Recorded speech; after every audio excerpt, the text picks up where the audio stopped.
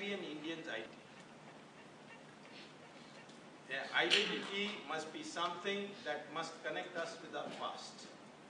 But our past is mostly Hindu. So Hindus can connect with the past.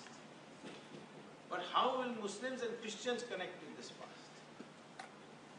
So I would suggest, and I find that this is a reasonable suggestion, that Muslims and Christians must acknowledge that their ancestors are Hindus, which is the reality.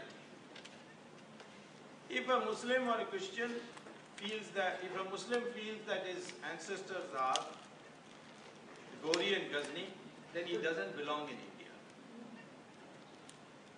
And if a Muslim and a Christian both agree that their ancestors are Hindus, that means a change of religion need not mean a change of culture. And that would be the real Hindustani culture.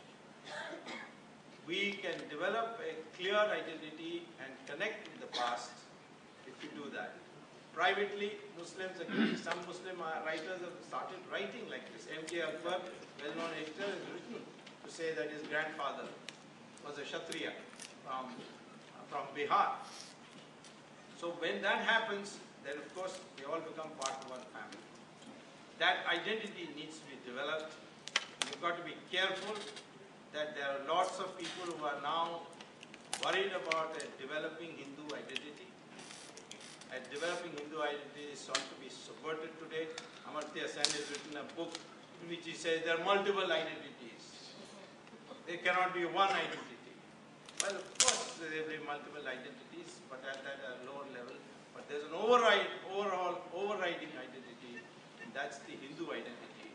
And it is that search of Hindu identity for which we need the correct interpretation of our history, for which today Rajiv Malhotra has made a tremendous contribution, and congratulate him and thank you very much.